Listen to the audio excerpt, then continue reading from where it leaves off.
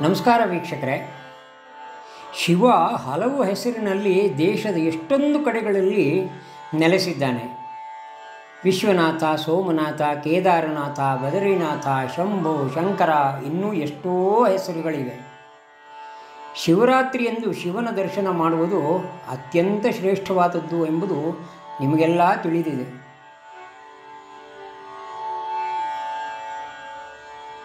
ನಾವು ಕೂಡ ಈ ಶಂಭುವಿನ ದರ್ಶನ ಮಾಡಿ ಪಾವನರಾಗೋಣ.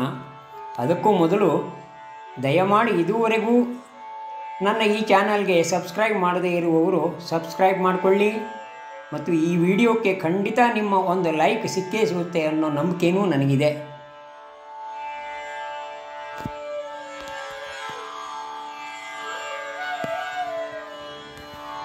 ಭಾರತದಲ್ಲಿ ಬಹುಶಃ ಎಲ್ಲ ಪ್ರದೇಶಗಳಲ್ಲೂ ಶಿವನ ದೇವಸ್ಥಾನ ಇದ್ದೇ ಇದೆ.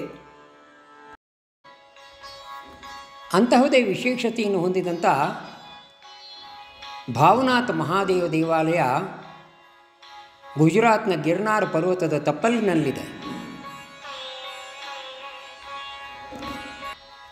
ದೇವಾಲಯ ಚಿಕ್ಕದಾದರೂ ಅತ್ಯಂತ ವಿಶೇಷತೆಯನ್ನು ಹೊಂದಿದೆ.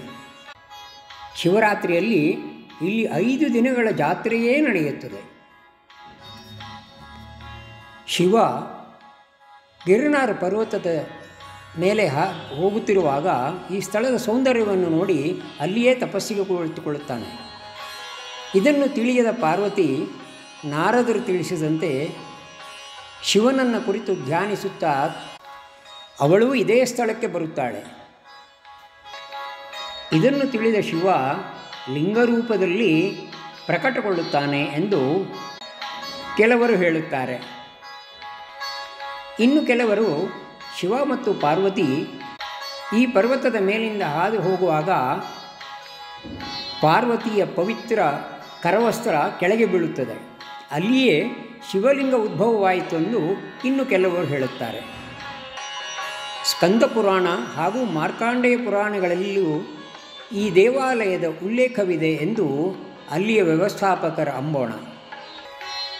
ಏನೇ ಇರಲಿ, ಇಲ್ಲಿಯ ಲಿಂಗ ದರ್ಶನವಾದ ಮೇಲೆ ಮನಸ್ಸಿಗೆ ಅತ್ಯಂತ ಸಂತೋಷ, ತೃಪ್ತಿ ಸಿಗುವುದಂತೂ ಖಂಡಿತ ಹೌದು.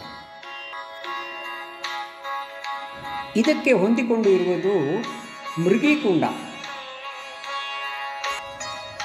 ಇಲ್ಲಿಯ ಇತಿಹಾಸದ ಪ್ರಕಾರ ಭೋಜರಾಜ ಒಮ್ಮೆ ಅಡವಿಗೆ ಬೇಟೆಯಾಡಲು ಹೋದಾಗ ಅತ್ಯಂತ ಸುಂದರ ಯುವತಿ, ಆದರೆ ಮುಖ ಮಾತ್ರ ಮೃಗರೂಪದಲ್ಲಿದ್ದಂಥ ಹುಡುಗಿಯನ್ನು ನೋಡಿ ಮೋಹಗೊಳ್ಳುತ್ತಾನೆ. ಅವಳನ್ನೇ ವಿವಾಹವಾಗಬೇಕೆಂಬ ಆಸೆಯಿಂದ ಭೋಜರಾಜ ಋಷಿಮುನಿಗಳಲ್ಲಿ ಅವಳ ಶಾಪ ವಿಮೋಚನೆ ಆಗಿ ಕೇಳಿದಾಗ ಅವರು ಈ ಪರ್ವತದ ತಪ್ಪಲಿನಲ್ಲಿ ಹರಿಯುತ್ತಿರುವ ಪೌಂಡ್ರಕ ನದಿಯಲ್ಲಿ ಸ್ನಾನ ಮಾಡಿಸಿದರೆ ಅವಳಿಗೆ ನಿಜರೂಪ ಬರುತ್ತದೆ ಎಂದು ಹೇಳುತ್ತಾರೆ.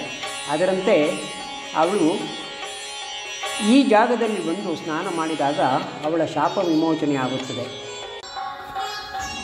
ಅದೇ ಜಾಗದಲ್ಲಿ ಕಟ್ಟಿಸಿದ ಕುಂಡವೇ ಈ ಮೃಗೀಕುಂಡ. ಇದರ ವಿಶೇಷತೆ ಎಂದರೆ ಶಿವರಾತ್ರಿ ಎಂದು ರಾತ್ರಿ 12 ಗಂಟೆಯ ನಂತರ ಮಾತ್ರ ಇಲ್ಲಿ ಸ್ನಾನಕ್ಕೆ ಅವಕಾಶ. ಅದೂ ಕೇವಲ ಸಾಧು ಸಂತರಿಗೆ ಮಾತ್ರ ಸ್ನಾನಕ್ಕೆ ಅವಕಾಶವಿದೆ.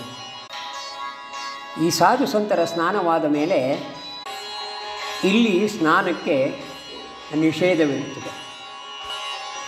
ಈ ಸಂತರ ಜೊತೆ ಅಶ್ವತ್ಥಾಮನೂ ಸಹ ಬರುತ್ತಾನೆ ಎಂಬ